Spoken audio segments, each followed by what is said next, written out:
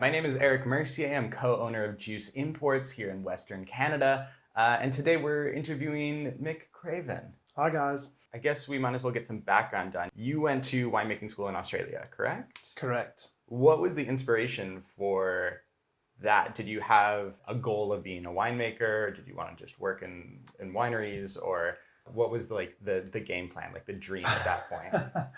It's quite an interesting story how that kind of happened. I basically, when you're 15, 16, 17 years old and you suddenly told you have to decide what you're doing for the rest of your life, Yeah. I always wanted to be a doctor for some reason, but I don't know if I wanted to be. I just thought that would be a cool occupation. Yeah. So throughout, my last few years of high school, that was my application. But then you have to put down like second, third, fourth choices or whatnot. And my brother subsequently he wanted a change. He was doing engineering and he's like, I'm going to do agriculture degree in enology. So I'm like, that sounds pretty cool. So I'll just put that as my second choice. I'm like, doesn't matter, I'm going to be a doctor anyway. Lo and behold, found out I was a little bit too stupid to be a doctor and didn't get into it. But my second choice was this enology degree. So I'm like, you know what, I'll just, it's a Bachelor of Science. I'll do the science degree and then sort of do medicine postgraduate. So that was the plan. But then about 3 months into that degree, I saw my friends doing medicine and realized there's no chance I could survive that degree. And secondly, I was having a great time in this winemaking thing. So it was such a random way into it. There was no intention. But then when I got stuck into it, I'm just like, this is actually really, really cool. And then second, third, fourth year just got better and better and better. And there I was 4 years later and a piece of paper saying I was a winemaker, but without any work in any winery or anything. So it was quite fascinating. But that's kind of how I got into it. Amazing. Yeah. Whereas Janine obviously had a very different pathway, I guess. What was Janine's pathway then? I guess Janine grew up in the vineyards. Her father was a farmer. Her father's father was a farmer. So she'd been around it all her life. And then I think it was a bit more of a natural progression to go into it and study winemaking. Yeah, for sure. A little more cohesive, perhaps. I don't think her father was too happy because I think being a grower, I don't think he liked many winemakers. That's probably off the record. Sorry, father-in-law. But so she did the same thing and studied and then, So the type of winemaking that people tend to learn in school is, I would say, maybe a little different from what you do now. And if I were to look at somebody who is just on paper a wine school graduate who now makes wine, their wines taste quite a bit different. So maybe I'm wrong in saying this, but I feel like the style that Craven now has is largely influenced by some of the wines that you helped make while you were in California. And I was wondering, what sort of things were the biggest things you learned from those people who you did meet in California and those wines that you were tasting in California, and what you sort of took away from that and applied to your own sort of philosophy? It's a good question. I mean, like everyone asks, you went to wine school and what do you remember? And we all have this joke that it's, we spent 4 years learning how to make wine and then we don't do anything with that anymore. But like, it's kind of a bit tongue in cheek because I think for us, and of course, I don't think you need to go to wine school to do it necessarily, but I think what it does is it gives you a very good understanding and background in extremely important things like chemistry and all that of winemaking. And whether you use those tools or not, it's up to you. But I think, I haven't even answered your question yet, but I'll get there. What we've taken from that into the style we make now is we have a much better understanding of pH and all this stuff and how it interacts and how we can take risks based on that rather than just not having any knowledge of that, and there can be some interesting results. But then, so I guess we took that and both of us probably had a very similar journey post-university. We'd go work for, I guess, more conventional wineries who would, use a lot more of that style, sort of manipulating wines to get them into this box. But I think working for people in California like that who, most of them studied, some didn't, but they had a very similar sort of outset of us. It's like, okay, we understand the fundamentals, but we're going to apply that in a different way. Picking things maybe a little bit earlier to have sort of a lower pH and a higher acid and not having to use as much sulfur or any sulfur. So they kind of really opened our eyes to, you don't have to make wine in a box. You can push the boundaries a little bit, and then kind of go from there. So I think they were kind of the big takeaways. You don't have to inoculate, then add this, and then add that, and then add that. It's like, hang on, you can just not do all that, and the wine will probably turn out fine. Yeah. More so, just have really good grapes and don't fix it in the winery. Yeah, absolutely. And just wine styles. I came from Adelaide, Australia, where a lot of the wines are really big and really generous and really bold, whereas a lot of the wines these guys were making were much more restrained and in that sense. And I think for me, it was a stylistic shift over there more so than anything. Yeah. We were talking last night a little bit about winery vibes, harvest mentality, things like that. Is there any particular wineries that you worked at that just had like the best feeling working there? And then how have you taken part of that and applied it to your own, work-life balance?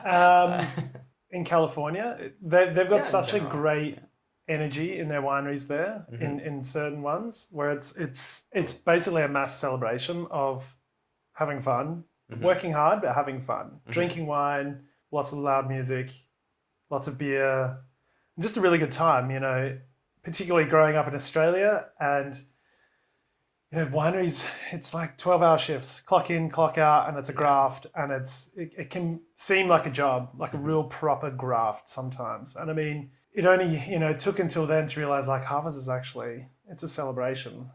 You've worked all year in the vineyards to get to this point, like you should be enjoying it.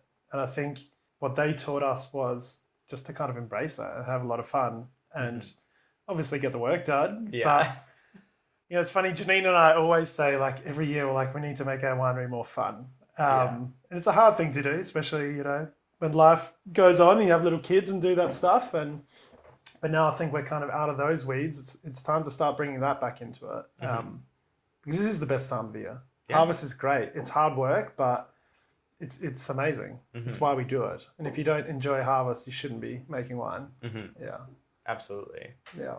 The other thing that I want to ask about sort of maybe those more formative years is that I've heard you speak less about having an aha moment with a wine or even a handful of wines, like wines that inspired you to be a winemaker. And it seems to be more of a cultural thing. Like you enjoyed the work, you enjoyed the people, you enjoyed the vineyards themselves and things like that.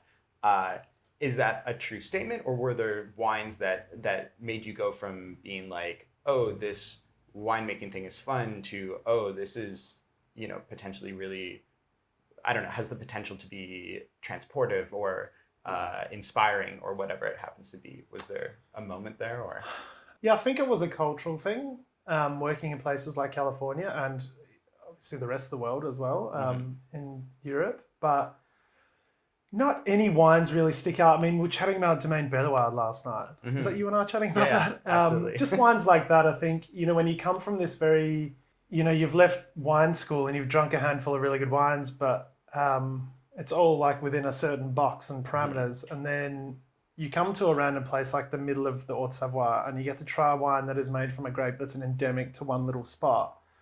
And that for me as a, 21-year-old, 22-year-old who had very little wine experience, it was quite, at the time, I didn't think I realized how much sort of importance I had on that. But it was, in later years, I was like, hang on, that was from like one little grape from one little spot in the world. It's grown nowhere else. That's pretty cool.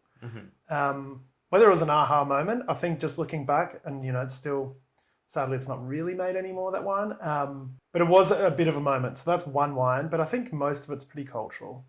It's just that realization that and that's been building up over years and years and years to just that constant realization that we work in literally the best industry. Our life is what we enjoy doing. And it's not just the wine, it's everything that comes with it, food and, just socializing and people and, it gets to the point where it doesn't feel like a job. It's great.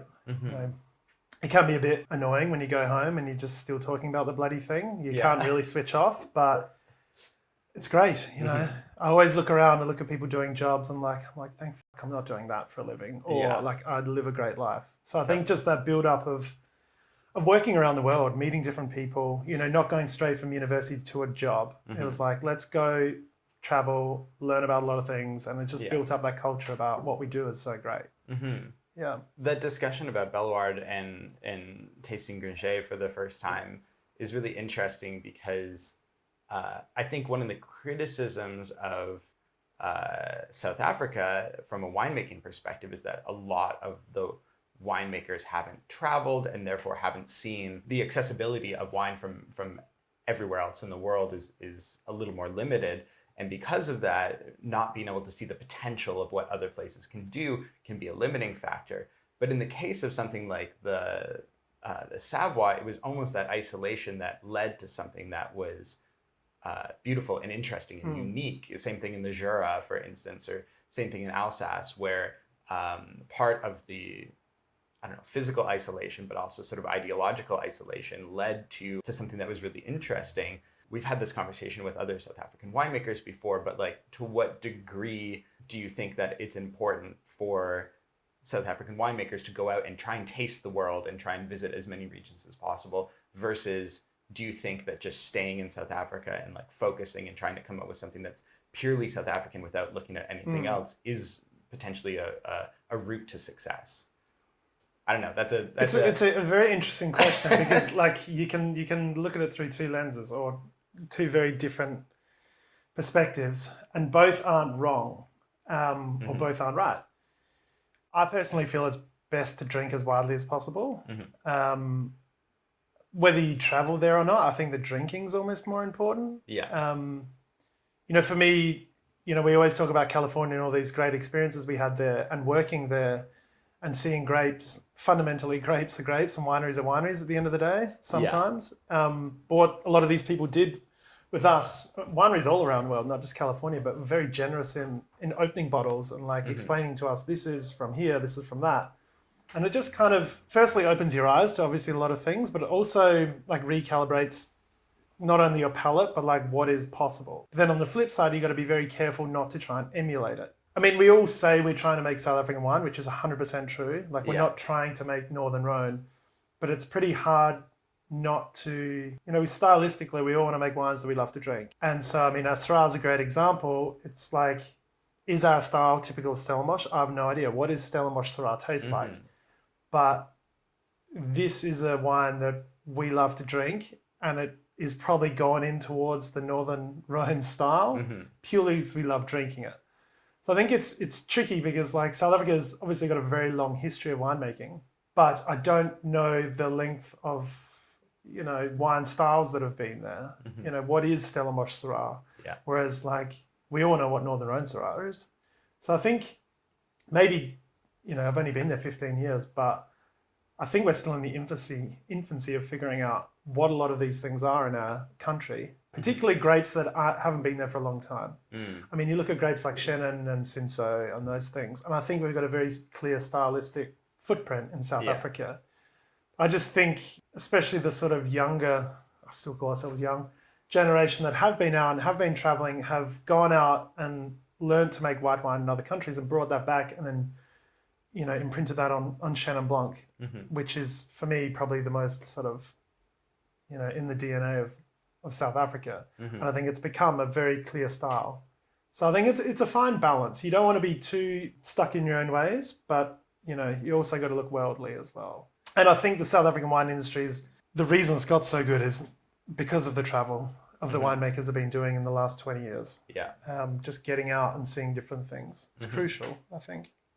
Is there any sort of internal excitement or a desire to capture some of the original styles of wine that was being made in South Africa? I know we talked last night about how there was a really big history of fortified wines in particular, and with the resurgence of things like sherry being maybe a little more interesting for your average wine drinker right now, is there any sort of chatter about like, hey, maybe we should look back at these historic blends, things like blending Cinsault with literally everything, or making fortified wines, or just going back in the history books and being like, hey, what was being made here? Because South Africa does have a very long winemaking history. It's just the modern winemaking history is very divorced from that traditional 100+ year history? Yeah, it's tricky. I mean, there's a few guys dipping their toe back into the fortifieds, into the sherries. I mean, a very dear friend, Artie Bardenhorst, but he likes to do everything. It's true, but it's also a fine line, and it's a terrible part of the life we live. Like, there needs to be some form of commercial responsibility as well. As much as we all like drinking sherry, it's a very hard sell sometimes. And fortified wines, I think there was a reason a lot of it dropped off, is just the demand wasn't there anymore. See, it's tricky. And I mean, there are some people doing Cinsault Cabernet blends, and it's awesome. And I think we need to honor what was doing back then, but also it's a bit of both. Look to the future. Yeah. And also not necessarily why it didn't work. So I think there's a lot of reasons why, but yeah, I don't know. It's a tricky one, because I look at Australia as well. It's exactly the same story.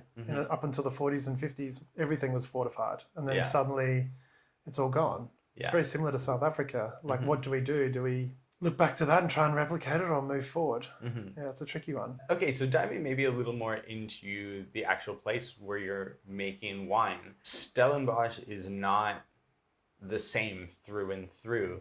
And so maybe you can kind of give us a lay of the land of Stellenbosch, and maybe sort of the different subregions, which ones you work with, why you like working there. Yeah, it's a fascinating little place. I mean, it's probably the most well-known region, I would say, globally.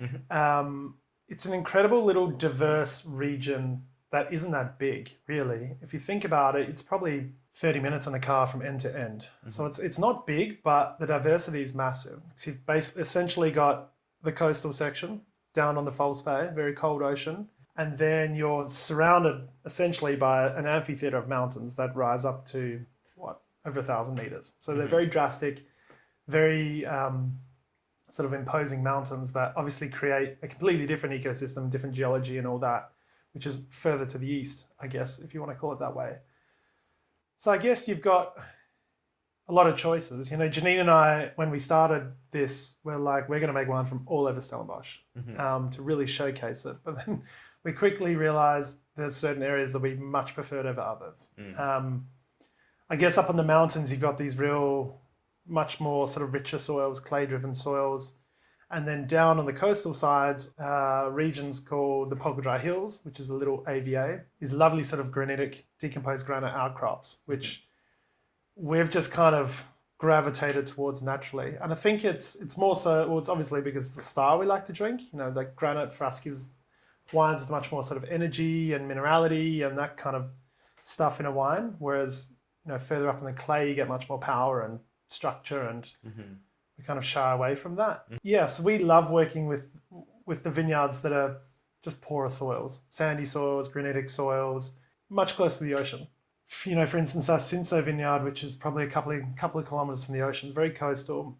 During the summer's day, it could be anywhere up to 5 degrees cooler there on a summer's day, and it's drastic. You really, really notice it when you get there, and being in a warm climate, it's nice to have that little cooling effect every day. It's a remarkable little region. Yeah. Well, I remember being in that Cinsault vineyard and being very glad that I brought a jacket with me. Yeah. I think people think of South Africa as being universally hot, when really this was like a very cool vineyard.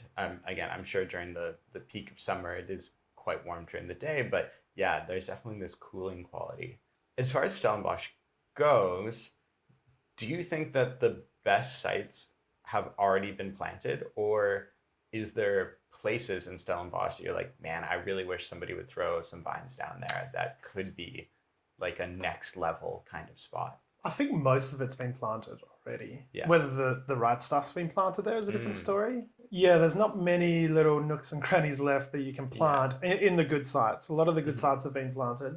Yeah, it's not a huge region, and everyone sort of utilized as much as they could. Yeah, I think the next thing is trying to get the right things in the right soils. That's also an ongoing tussle between a farmer being viable or a producer getting on there what they really think belongs there. But I think most actual sites have been planted out. I mean, there's obviously a little hectare here and there that could definitely be planted. But I think in terms of, on a macro sense, yeah, most of it's been planted. Yeah, all the good stuff is already claimed. It's just accessing it and getting the right stuff in the soil. Yeah. Interesting. What do you think is, or to what degree do you think that people are planting while planning ahead for what the climate is theoretically going to do? Are people being like, okay, we can't really plant that grape variety here, even though it's the most popular at this given time because it's literally not going to produce in X number of years? Or are people being forward thinking and really trying to, plant more Mediterranean varieties, more Spanish grape varieties, more, et cetera? I think there's a bit of both. I keep coming back to the commercial viability of farming. There are farmers who are planting grapes that are going to be there for 100 years. And then there's also, even on the same farm, they'll be planting 5 hectares of Chardonnay or Sauvignon Blanc that they know they're probably going to be in the ground 20 years and we can turn them around again, but we're going to get a viable crop out of it and we can make some money to offset these vines that we probably won't make as much money. But there's definitely people that are thinking further ahead. And there's a lot of Grenache going in the ground, which is, for me, I think one of the most exciting grapes in South Africa in the next 20, 30 years with just the new plant material we have. And we might be releasing a Grenache next year. So that's just a little marketing ploy there. But yeah, there's definitely people getting much more experimental. And I think it's only really starting now because there has been people who've brought in the varieties to get them all cleaned up in the nurseries. So it hasn't really been an option until the last five years. Yeah. So it's only really in the infancy of people starting to plant more. And I think you're seeing it more outside of Stellenbosch, up in the Swartland. A lot of those guys are really sort of getting ahead and planting not alternative varieties, because in the rest of the world, they're not really alternative. But for South Africa, in our landscape, they are very alternative. And it's also, again, trying to convince the farmer to put in a grape that they've never heard of. Yeah. It's tricky, but you're seeing it more and more. I mean, one of our really good growers the other day was chatting to us about planting, I think he wants to plant some Assyrtiko, or it's like, where'd you hear about that? And it's awesome. It's great to hear. So that people are definitely thinking about these things and thinking a bit further ahead, which is good, because we kind of need to. Yeah. Even if it's not climate related, just more for diversity. Sadly, a lot of our farms are very monocultured. It's not like adding a different grape variety unmonocultures it, but at least it gives it a little bit of diversity on the farm. Yeah, absolutely. It's just another block of Sauvignon Blanc do we need it? I don't know.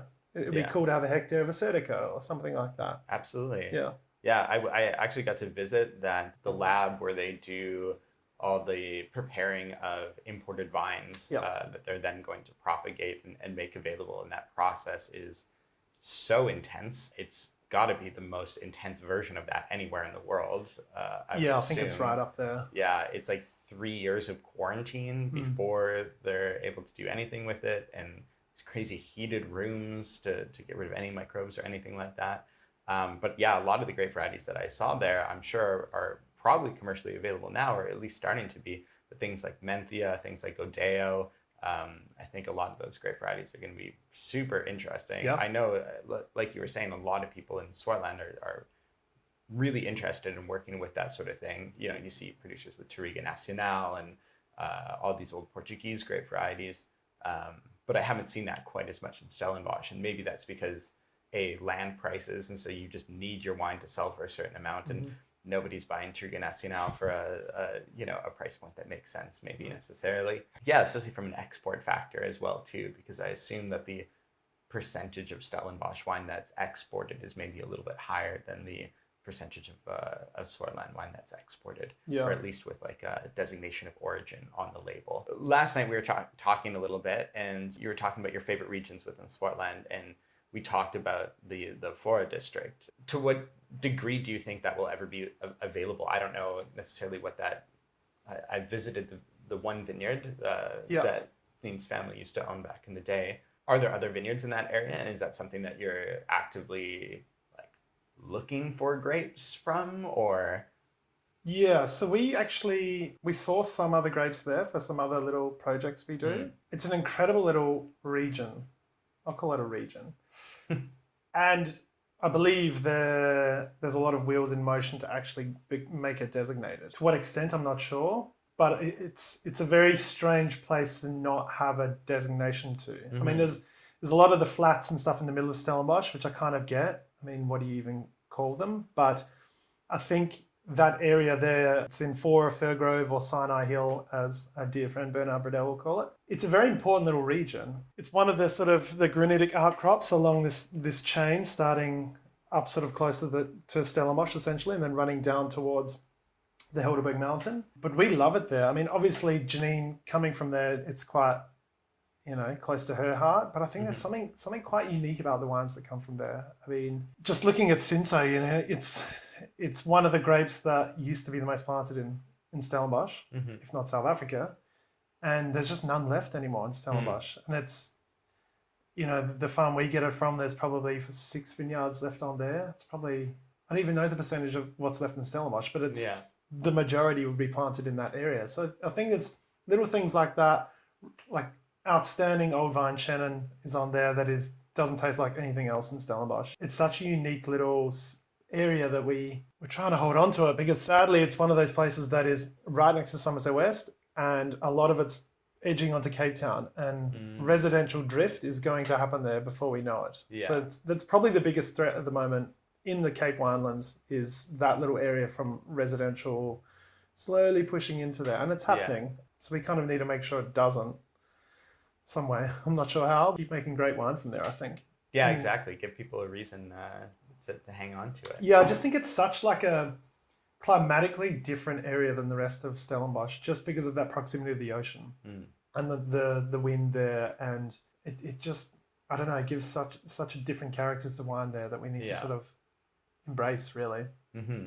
Yeah, even just looking at the soils where the granite seems far less decomposed, it seemed more rocky rather than sandy almost. It's funny, you've got like places up the top where you went to that Janine's old farm, it is very rocky, but then you come down to the Cinsault vineyard and it is sand and silica and like very decomposed. So there's like all these different tiny little geological sort of outcrops within that area as well, which makes it quite unique. It's a special place. Well, maybe we can run through the wines that are arriving, and we can just do like a brief overview of them and kind of maybe what's changed for this vintage and what remained the same, and just a little bit about the vineyards. So I guess we would start with Chardonnay, which we have the 2023 landing, and my understanding is that 2023, at least in that vineyard, was quite challenging and quantities are pretty limited. Maybe you want to speak to that a little bit. Yeah, 23 was a challenging vintage. Challenging in a good way and a frustrating way in ways. I like to be very open about these things. We do like to say every year is the best year ever. But 23 was a challenging one.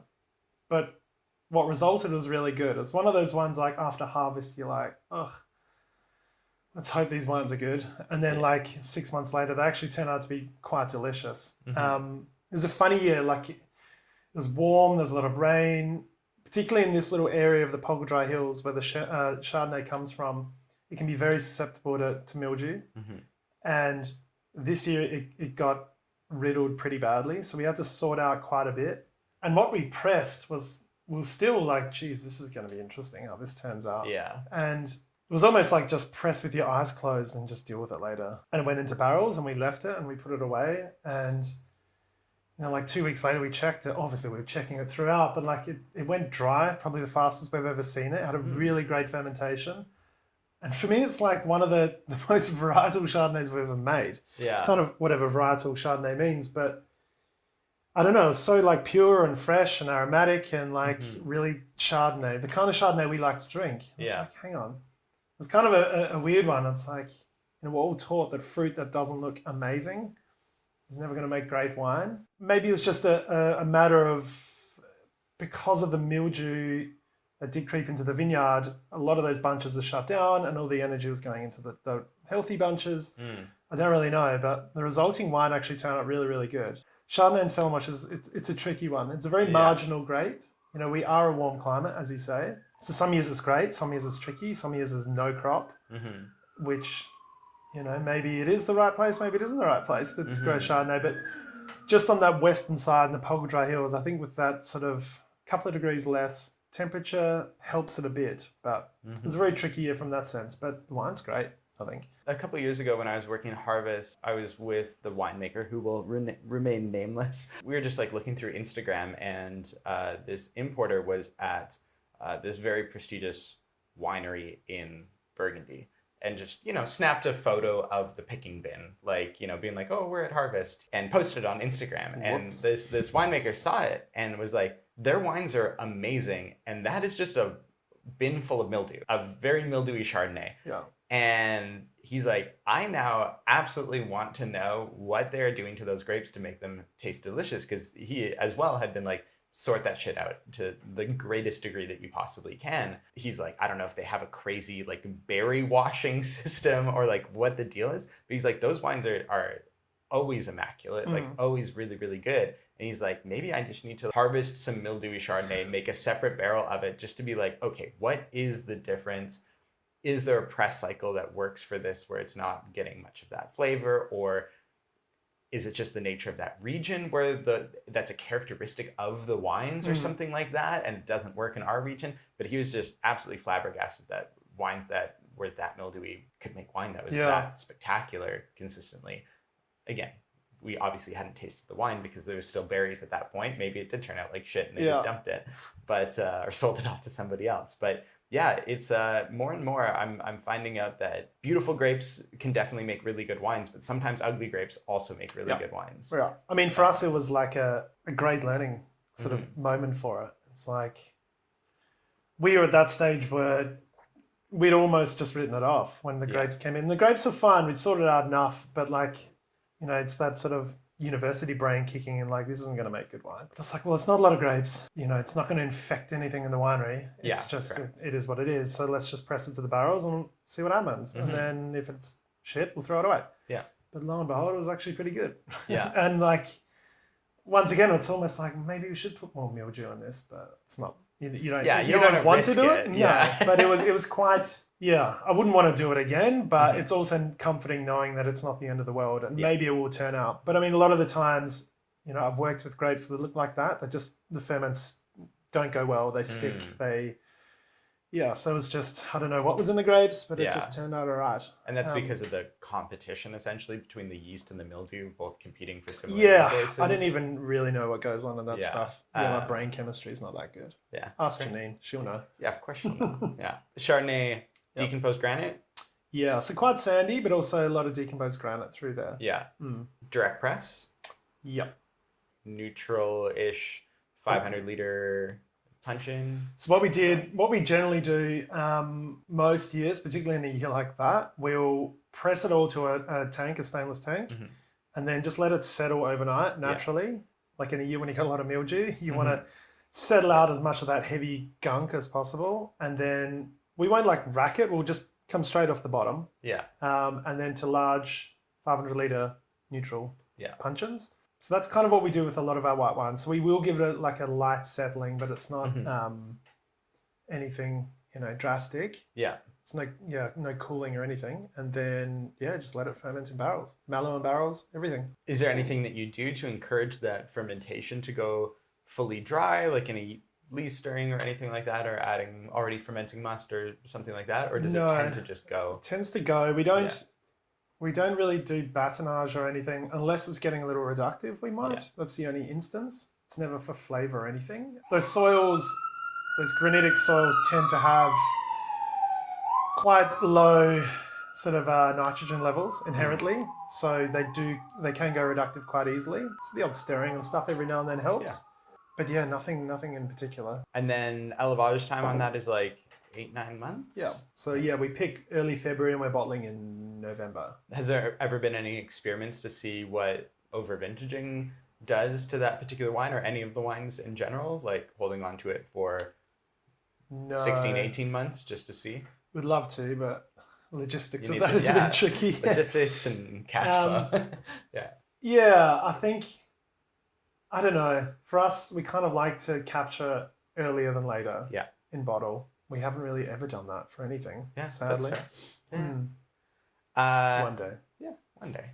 Cool. Then on to Chenin Blanc. This is a vineyard that I feel like you've been working with close to the longest. It's like vineyard designate and has been that way since we started working with you, which is like 6-7 years ago. Yeah, talk to us about that vineyard. Yeah, so that's quite a nice little vineyard, special little vineyard on the slopes of a farm called Caribib, which is pretty much right in the epicenter of the Polka Dry Hills in Stellenbosch. So yeah, it's probably sitting at about 150, 200 meters above sea level, but good proximity to the ocean. It's sort of sitting looking down on the Chardonnay vineyard, which is on a different farm. And yeah, just pure decomposed granite. It's such an incredible little farm. It makes everything on that farm seems to be great. But yeah, Chenin in particular, there's 2 blocks on there. We take the one that's slightly older. It's planted in 1982. Yes, we started working with it in 2016 was our first harvest. Prior to that, a friend of ours who no longer makes wine, he got us into that vineyard that I think prior to him was getting farmed for quite high yields to go into a sweet wine for one of the big cooperatives, to my knowledge. So it took a few years to sort of bring it back to, shall we say, table wine quality in terms of yield and pruning and farming. So yeah, it's been quite a little adventure with the farming there, and the farmer there, Josh, who's an absolute legend, has from day one been willing to work with us how we wanted to work. It's quite remarkable. We've been opening some of those 16s lately, and they're like absolutely delicious. Yeah. Like they're in such a good space. So yeah, it's been quite an amazing journey to just watch this little vineyard sort of transform to what it was, to what it is now. You know, for us about all our wines, it's about showing, you know, a sense of place, which is the most cliched thing that everyone says now. But, you know, everything's a single vineyard, everything's single variety, but you know, when Janine and I set out, it's like, how do you, in a country that has, 70% of the world's Chenin, how do you choose one bloody vineyard? Yeah. Not that you can choose whatever you want, a lot of it's taken, but I think Janine and I are like, what do we want to try and portray with Chenin Blanc? And it's like, well, we love the Polka Dry. We love the whites that come from there. You know, that tension and mineral drive that you can get there. Let's try and get a Chenin Blanc vineyard there. Whether it's the best in the world, we don't really care. It's all about portraying the Polka Dry Hills. And I think it really, it does, it's very typical of that region. It's got that real saltiness and brininess and yellow fruit that you get from the Polka Dry Hills. So that's why we love that vineyard. It's such a great expression of that particular region. Yeah, it's interesting too, and obviously you're fairly familiar with the Testalonga wines with Craig's wines. What do you think makes the biggest difference between your Chenin and their Chenin? Because they are quite drastically different and they are in different regions, but do you think it's more down to like picking date, winemaking, soil, climate, like, or is it just all those factors together? Because yours definitely has a saline quality. It definitely has an acidity to it, but theirs is like really linear, more sort of almost like spiky, really like lime and lime leaf and like these very almost tropical-y flavors with that crazy acidity, versus yours is way more almost grounded, I would say, where it has, I always describe it as being sort of the trail mix kind of quality, where it's like, it's got nuttiness, it's got these lovely like sort of dried apricot qualities, these really yellow fruit, and then like the just salt sprinkled in there and just shake up the bag kind of situation. Yeah, what do you think is the biggest factor or is it really just a combination of everything? I think it's a combination. I mean, I'm pretty sure, don't quote me, Craig, but I'm pretty sure his, I guess we're talking about Cortez, for example, is decomposed granite on the Paterberg. Yeah, pretty sure so soils are pretty similar. Pretty similar soils. He's probably picking a little bit earlier than we are in terms of sugar level. We try and pick it at the same, but we always shank it and miss it by 3 or 4 days. Yeah, strangely, ours always like converts high alcohol. But I think, you know, the Swartland is a warmer region, but they have cooler nights than us. So I'm not sure if their acid retention is better up there, particularly in those not early stages of ripening, because, you know, when some people say early stages of ripening, we think it's fully ripe, whereas they think, a lot of people think we're picking underripe. But I think maybe in those early stages, I can only assume that acids are probably at a higher level than ours. Acids have started to sort of slowly convert earlier than theirs. And my only sort of assumption would be it could be to do with that sort of lesser diurnal shift in temperature. I don't know. That's why I love Chenin Blanc in South Africa, because it's been there for hundreds of years. It's been planted everywhere. And I think it's almost just morphed into such an amazing grape that really shows where it's from in South Africa. There's a lot of grapes you can plant in all the different regions there, and they don't taste the same, but like they're very similar. Whereas like Chenin Blanc has almost become so regionalized which is a great thing, I think. And Yeah. I think that's why it's become such a big success story of South Africa. Is it's a grape that truly belongs there, and you can have. It's a great example. I'm pretty sure that Cortez vineyard's a very similar age. I think it's in its 40s or maybe early 50s. I'm not sure, but it's I'm gonna say it's a little older. let's say it's Yeah. middle-aged. Yeah. Similar soil, pretty similar-ish climate. I mean, it's warmer and whatnot, but like you can have two wines that are picked at a pretty similar sugar level and just be so drastically different. That's what I love about the grape. And Absolutely. coming back to what I was saying before about our Chenin, it's like we are trying to make Polka Dry Chenin. As much as I think Craig and Carla's Cortez is one of my favorite wines in the country, we're not trying to emulate it in any sense. It's not even possible, and it's literally 45 minutes away. That's what's great about it. Is there a lot of clonal diversity within Chenin in South Africa, or is it pretty homogenous? Like, is everybody planting like the same biotype of Chenin just over and over and over again, or is there? There is quite a bit of variety? clonal difference. I don't know how many there are now, but one thing that's really cool that I've been hearing from a few people who are much smarter than I and more in the know is they're taking a lot of the old sort of heritage vines, the older vines, and they've started actually propagating those and creating essentially South African heritage clones, which I think is awesome. You've got a lot of farmers who just have to plant clones that are there for high volume or resistance things or whatnot, but I think it's really cool that a lot of people are starting to look at planting out these heritage clones. Yeah. They've been around forever. I'm assuming a lot of the older vineyards are all Massal selection. I mean, I look at our Cinsault vineyard, which is essentially a Massal now. So there is a lot of clonal diversity, but I'm not really sure, particularly in the older stuff, people even really know what the clonal diversity is, which is great. We don't have many grapes like that in South Africa. A lot of it is very clonally specific, just because of the youth of those varieties in the country. Yeah. Any winemaking differences between the Chenin and the Chardonnay? So at the moment there is. So we're starting to move all of our wines over to concrete. It's not the most romantic word, is it? Concrete. Yes. So from 21, when we moved into our own facility, our own winery, we've started to bring in a lot of concrete tanks and various sizes and whatnot. And so from 22, the Chenin moved over. So the 23 coming now is the second try in concrete. Yeah, the Chardonnay is still in barrels, but then from 24, the Chardonnay will move into concrete. So that's probably the biggest change, and it's probably the only difference in the winemaking between Chardonnay and Chenin. Just the vessel it's fermented in, really. Yeah. There's no different pressing technique or anything. It's just white wine. Yeah. Do you do any crushing before you press, or is it all just whole clusters? Sometimes we crush the Chenin. We do like that vineyard to foot stomp it, or we like the phenolics from that vineyard. And we often get asked, like, is this Chenin got skin contact? And it doesn't. It's just, I find that region, it does have a lot of that yellow fruit character, but I really like that sort of spiciness and sort of phenolics you can get in Chenin Blanc.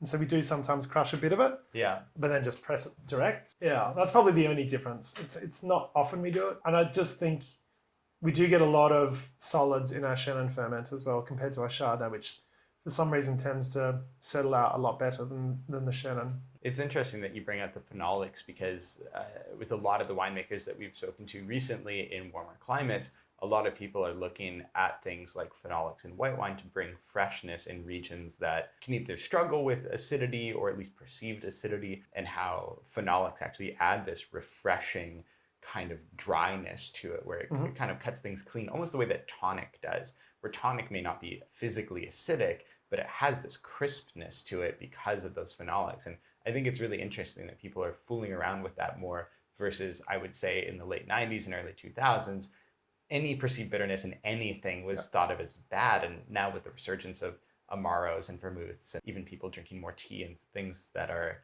have a distinct bitterness to them, it's interesting to see more winemakers talk about phenolics in white wine as a source of... As a positive. Yeah, as a positive. So I love it. Yeah. But I love bitterness. So yeah, absolutely. I'm the same boat. not always bitterness. It's just like that textural quality. Yeah, it's funny. It's a weird catch-22 because the more, let's say, skin contact or crushing, you lose acidity, but you gain phenolics, and ultimately you gain what on paper looks like is not going to have like that zip and acidity. You pick it up through phenolics. So it's kind of that little trade-off. And we have another thing we have a lot of malic acid where we are. So which is also quite interesting, is we'll pick our Chenin at 10 grams per litre, but we have 4 grams of malic. I mean, our Chardonnay we've picked in years before, it's got 12 grams of acid before we ferment it with 6 grams of malic. So it's like, that needs to go through malolactic, otherwise it's going to be impossible to drink. Absolutely. And I think it's just I don't know why we've got a lot of malic.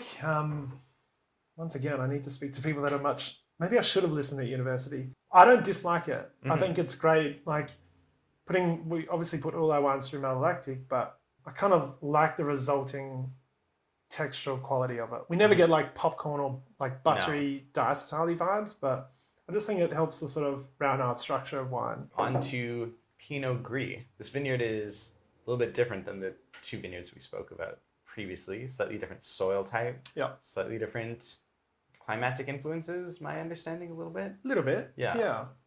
So it's a vineyard planted, it's kind of in the Pograi Hills, but it's not. Standing outside pissing in, basically. It's like, let me in the door.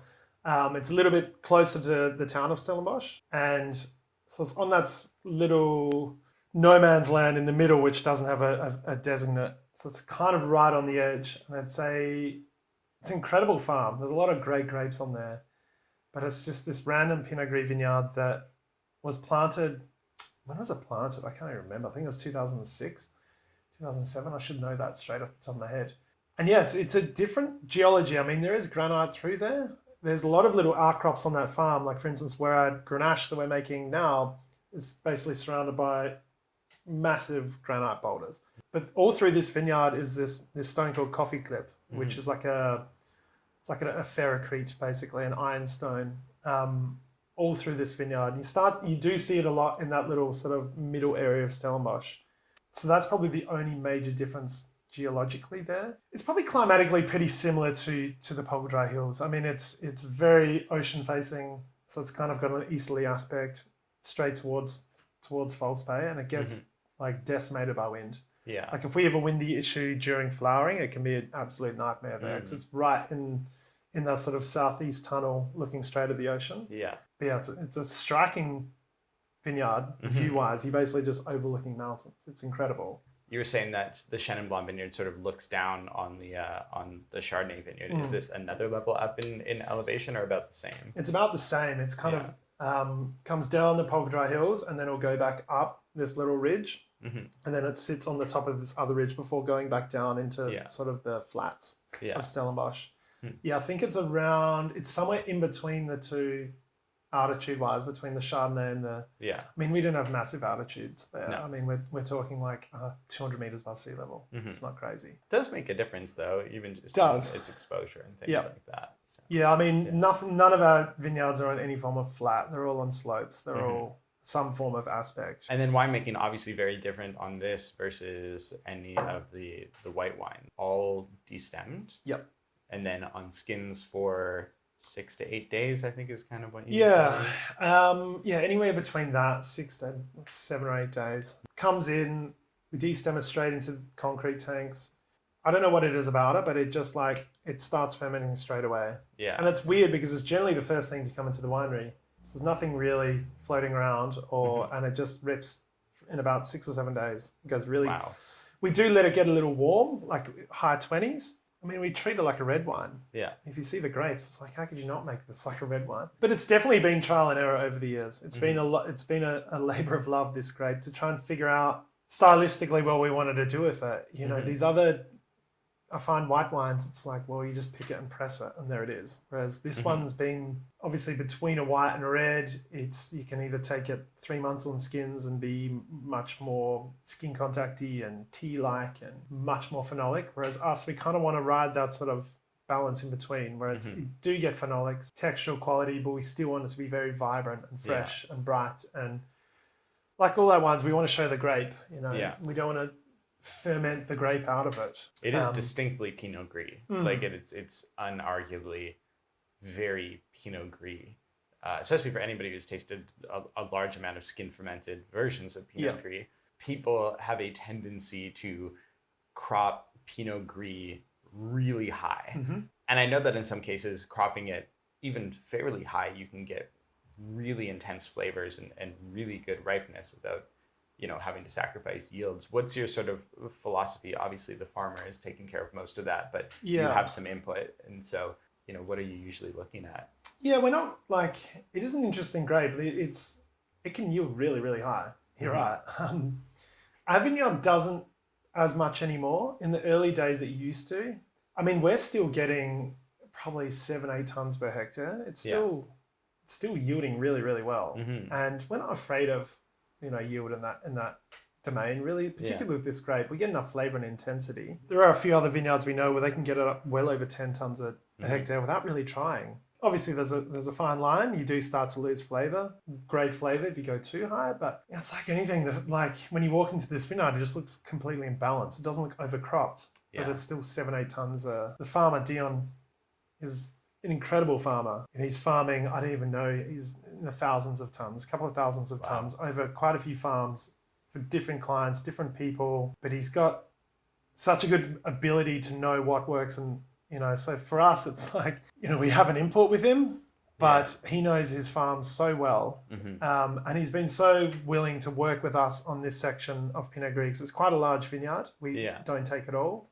And over the years, we do try and grow it a little bit. But he's been amazing at working with us in farming it slightly different. A lot of the rest of the block, he will farm for a little bit higher quantity. And our section, he farms differently for lower quantity. And it is quite interesting to see the difference between the two, but when you go through and you taste the grapes, it's not overly noticeable. It's a fascinating little grape. Yeah, absolutely. We grow a lot of it here in the Okanagan to greater or lesser effect.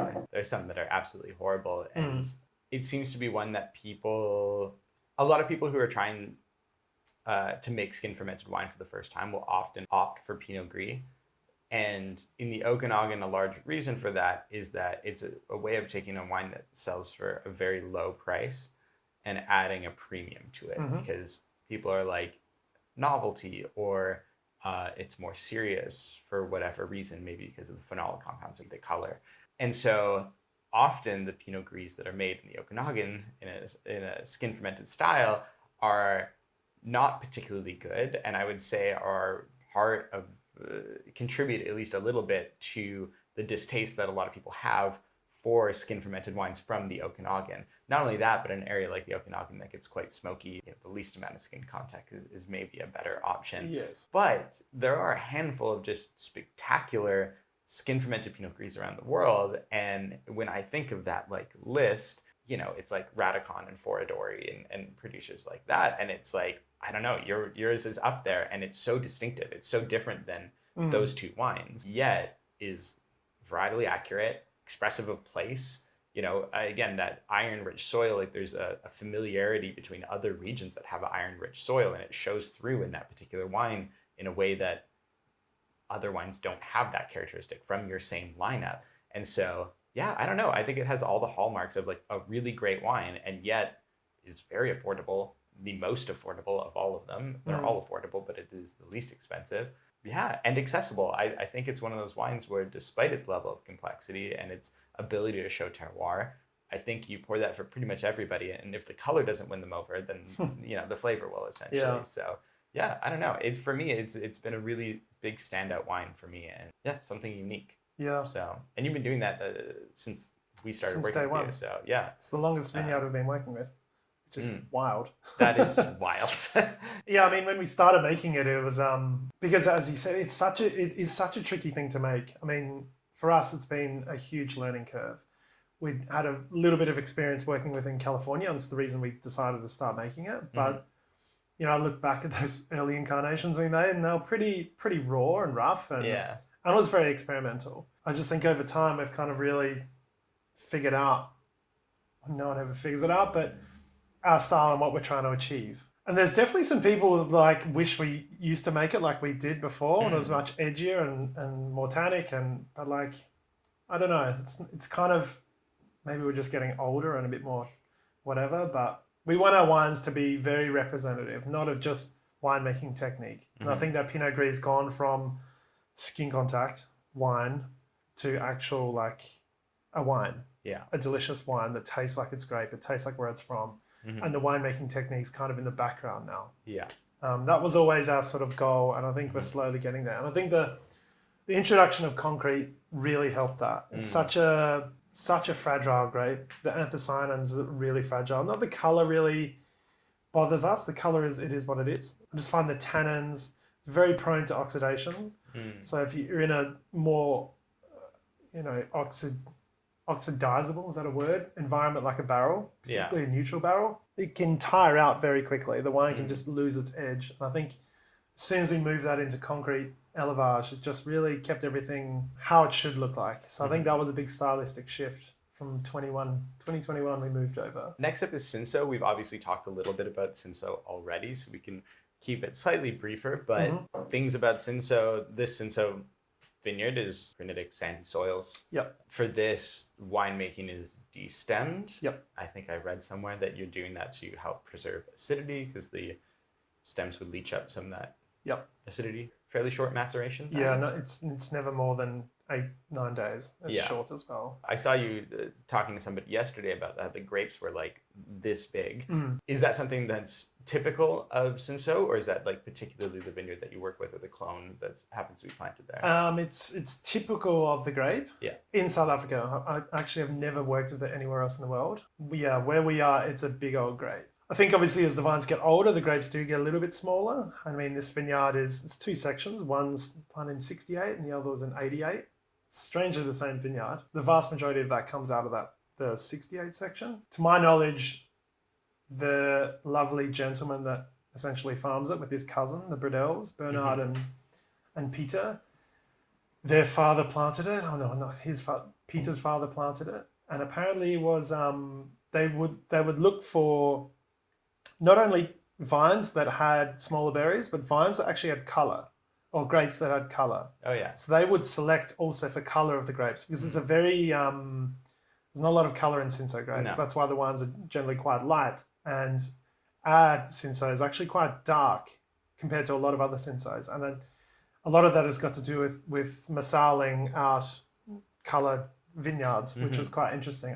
He only told me that this year or last year. I hadn't even heard of that. So it is typical of the grape, but I think it's one of those grapes that it needs, like vine age helps it a lot. Yeah. You know, like Syrah, Cabernet, you can make world-class wines off 5-year-old vineyards, but I think Cinsault, it does need vine age just from that inherent nature of a huge grape. Yeah.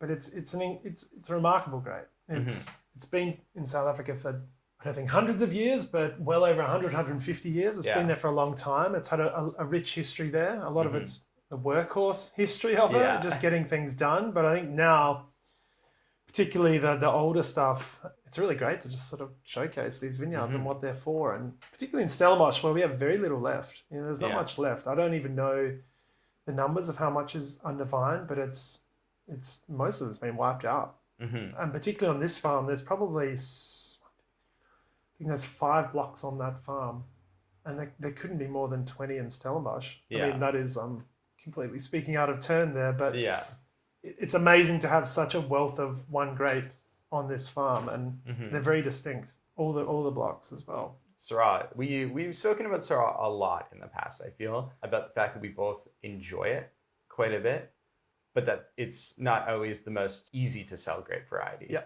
In particular, from areas that are maybe less known for Syrah.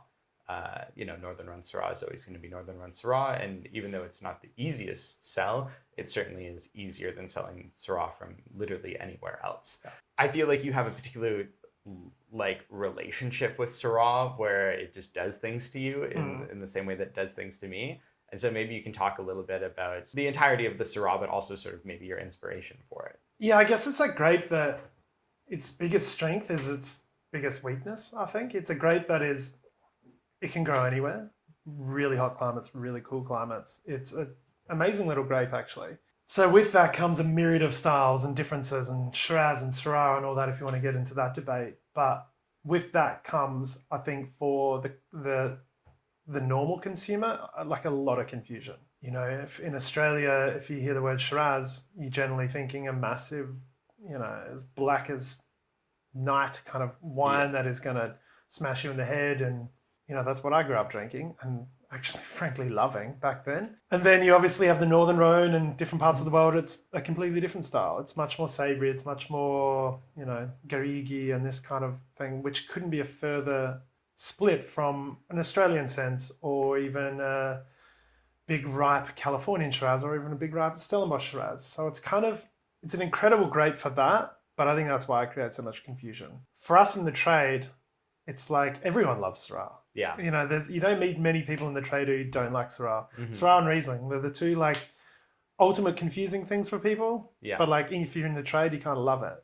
So I think, growing up drinking those big styles, loving them, but then traveling to places like the Northern Rhone, California, and being exposed to the other side of Syrah really sort of opened both of our eyes to, this grape can be incredible. And still, for me to this day, a lot of my favorite wines have been from the Northern Rhone or California, not on the Sonoma coast. I know there's something quite comforting about it. Bloody delicious, to be honest. Yeah. And I think you were talking about it earlier before when we moved back and started to make Syrah. You want to show something that is typical of Stellenbosch, but then again, what is? We were talking about it before, and I think you just draw on your inspirations of how the wines that we love have been made. And so, we'll introduce to things like whole cluster and picking a little bit earlier. It's a grape it's got a very generous picking window. You can pick it at 11.5% or pick it at 15%, and it's ripe in my eyes. Yeah, so we just kind of really settled on that style. And it certainly wasn't typical for the region. Most of the Syrah Shiraz made there is in a much bigger, richer style, but we just stuck at it, I think. And then the great thing is more and more people are starting to make this style in Stellenbosch. Yeah. And I think it's truly one of the unsung heroes of this region is Syrah. I think more and more people that start to, and not to sort of talk ill of people that make the big styles, it's perfectly fine. But I think people that are making this sort of style in Stellenbosch now, you're seeing some really good rewards. Yeah. Much more generous, approachable, delicious Syrahs. And I hope it carries on. I mean, a great example is there's a couple of blocks on the Caribbean farm where we harvest our Chenin, and for me, it's some of the best vineyards in the country. And some of the most amazing little Syrah wines in the world come from that farm. It's exciting. I would agree in the sense that, if I were to pick a top 3 from South Africa for grapes that I think have potential but also proven track record, it's definitely, Chenin and Cinsault, and then Syrah probably being that third place for me. Yep. Again, with things getting warmer, I think like Grenache is a really good alternative candidate. But for me, it's, Syrah from South Africa. And there's a reason why we work with the 3 producers within South Africa that we do. It's because of that focus. And even, before that, when we were talking about Terra Cura, 5 years ago or whenever we were working with those wines, it was that Syrah that really did it for me, and obviously that's a very different region. But for me, Syrah has been, the most, exciting thing. I like the Cinsaults because they're so incredibly drinkable and so fresh. But when it comes to, extra level of vinousness, I would say that Syrahs from South Africa have been doing some really amazing things to my brain. Winemaking, obviously very different than the Cinsault in the sense that 100% whole cluster. Yep. Less worried about acid retention, or it just doesn't need it? Yeah, it's definitely, it's got better acidity to start with. So this is actually grown on quite the antithesis soil-wise of pretty much the rest of the wines. Barring the Pinot Gris with a little bit of ferrocrete through it. Most of our wines are on these real sort of poor, sandy, granitic soils, whereas this is on a very fertile, rich ironstone sort of clay, clay. And so I think the acid retention of those soils is just a little bit better. The soil's cooler. Even though it's in a warmer part of Stellenbosch, it's the soil is much cooler just from it being clay, not sand, and the water retention as well. I just find vinousness is a good word. It's because the wine has a Syrah inherently has a bit more structure and depth to it. You don't really need to worry about acidity as much as, in Cinsault, because it's a lighter thing. If the acidity is lower, you can it just gets a bit soapy and So I've never really worried too much about acidity in the Syrah. And once again, coming back to malic acid, much less malic in this vineyard than other granitic stuff. So that, those numbers when they come in, they don't look as bad as a Cinsault number. I think it also, we're talking about phenolics and whites, and it also just brings in like a faux acidity as well. It might, on paper, it might look low, but I just think those whole cluster phenolics just bring in a level of savoriness and saltiness to the wine that sort of give it an acidity. And for me, it's a grape that it's planted in a warm region. We've got plenty of fruit flavor. Like it's intense fruit flavor. Yeah. We've fermented some of this destem before, just a bit of fun, a few side parcels, and it's super intense fruit. Yeah. And I just find that whole cluster kind of just knocks that fruit off a little bit. It just gives that more savory element, a little bit more complexity. Once again, it's just the style we like to drink, Yeah. At the end of the day, we got to make wine you want to drink. Totally. And it does. You've been working with this vineyard for 4 or 5 vintages now, or have released 4 or 5 vintages from this vineyard. Have you tasted many of those early bottlings recently and seen how it evolves? And we actually started, this is one of our oldest vineyards. We started in 2015 was our first. So so we're on to about 8 or 9 now. Yeah, we've actually just pulled out a lot of our library stuff and gone through them all. And there's some really, really good ones. I think our winemaking's come a long way. So we always tread lightly with the early wines we made. But it always kind of shines the good years. Like the 15's great. The 16 was a tricky year in South Africa. So the wine is nice, but it's kind of not really there. The 17's outstanding. I love the 17 first Syrah. 18 also, similar to 16, tricky year. And then the 19's really good. They hold up great. Yeah, they look really, really good. Whether they're going to last 20 years, I have no idea. But they're in a great spot now. And then the last wine that we have to talk about, Cabernet Sauvignon.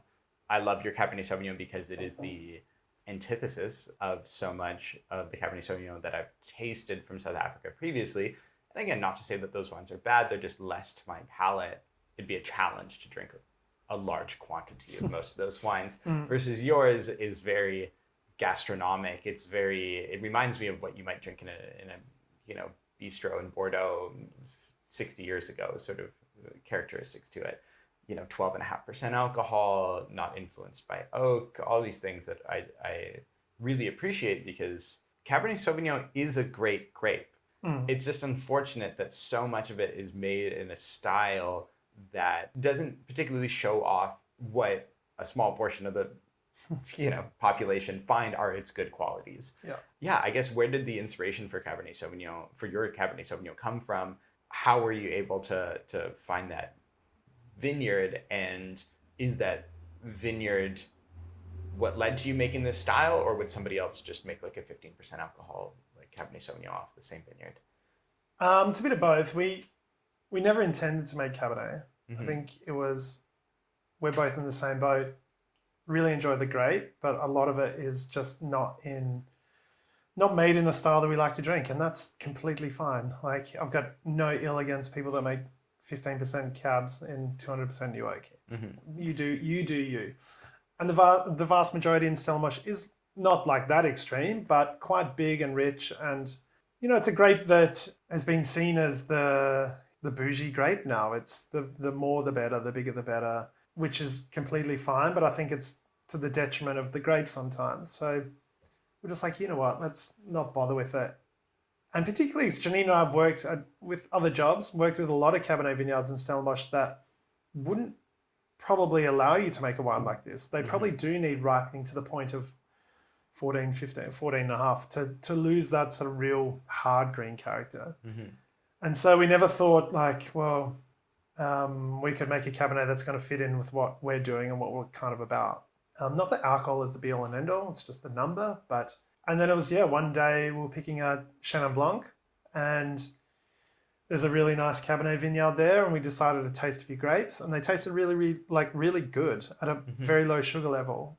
And we just decided to pick a few tons that year and have a go. It wasn't going to bankrupt us. It was just out of pure experimental nature to see if we could do it and make a wine that we're happy with and proud of and could fit in with what we're about. And it kind of did. Once again, coming back to this Caribbean farm, it seems like it's a farm that can kind of almost do anything, really. A lot of the, I guess, more famous vineyards are planted on these clays and these mountainous slopes around Stellenbosch, whereas this is on this real decomposed granite and sand. So it's quite also quite different to the fabric of Stellenbosch Cab.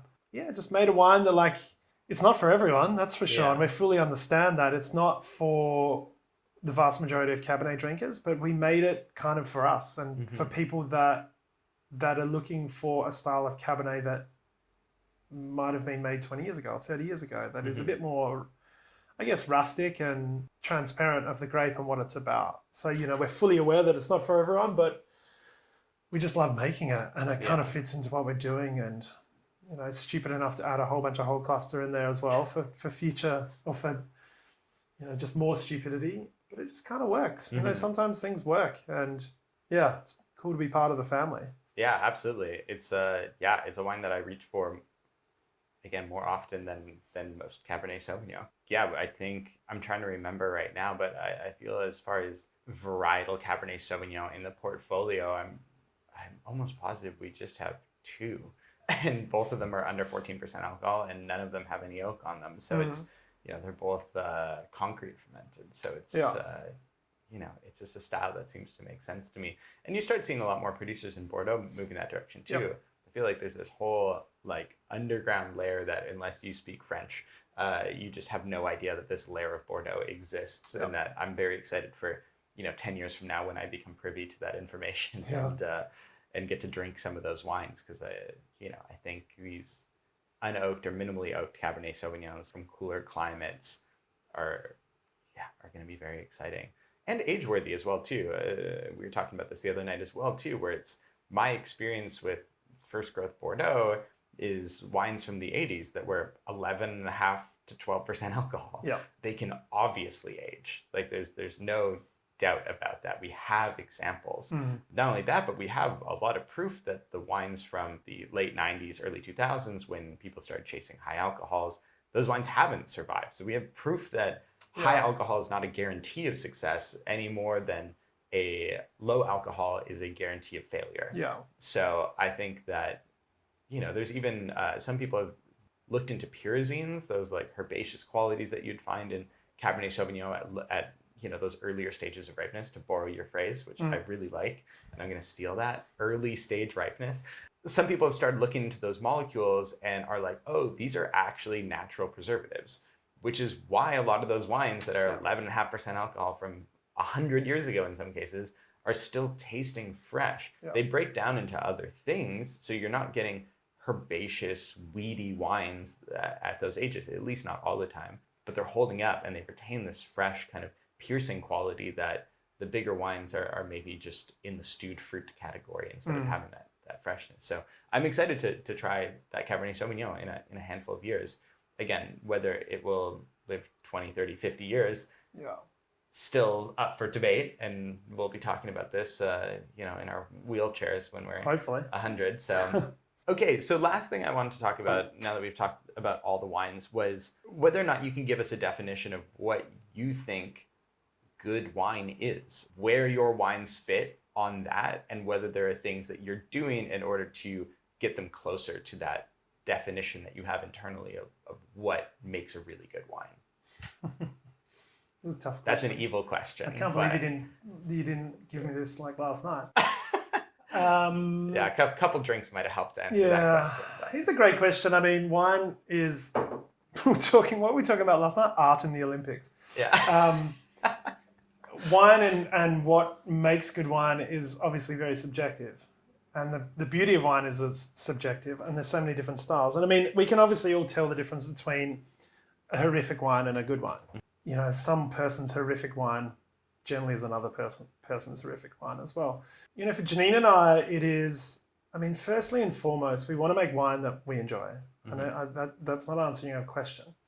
You know, you're never going to make a perfect wine. So I think the fact we have scoring and all that it is what it is. I get it. But like, you know, for me, I want a wine when I open it to just firstly taste delicious. Like that is rule number one. Like a wine has to be delicious. I do like to have, and typicity is a horrible thing in a way, because it almost puts the wine into that objective category, which I think is not great about wine.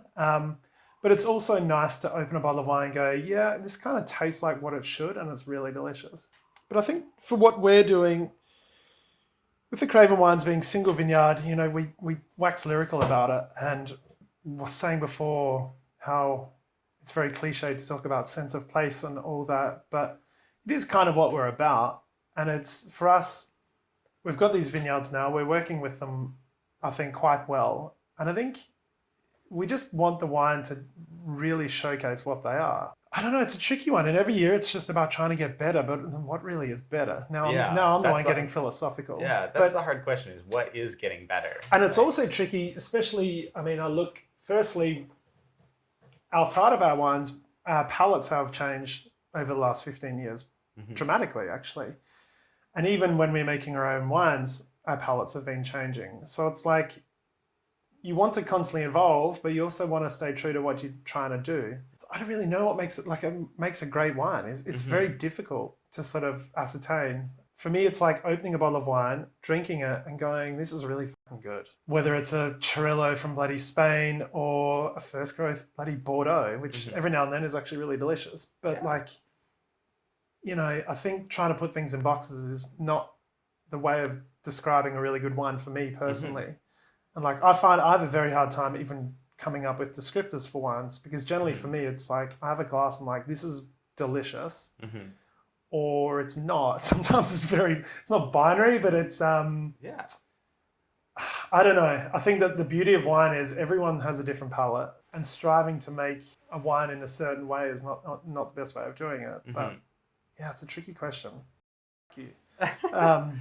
I feel like it's a lot easier for somebody who's farming to answer that question, because there are more certain end goals that you're trying to achieve, which is like clean grapes that ferment perfectly. Like, you know, in whatever condition you get thrown at that year, versus, sort of deciding on like what you think is aesthetically important in wine, and whether or not it's even possible to describe those aesthetic values in a way that is meaningful to anybody is really the challenge. But it's something that I've been grappling a lot with lately, because I really do think the wines in our portfolio are the absolute best. Like, it's, you know, I've tasted a lot of wine, and these wines are my favorites, and that's why we import them.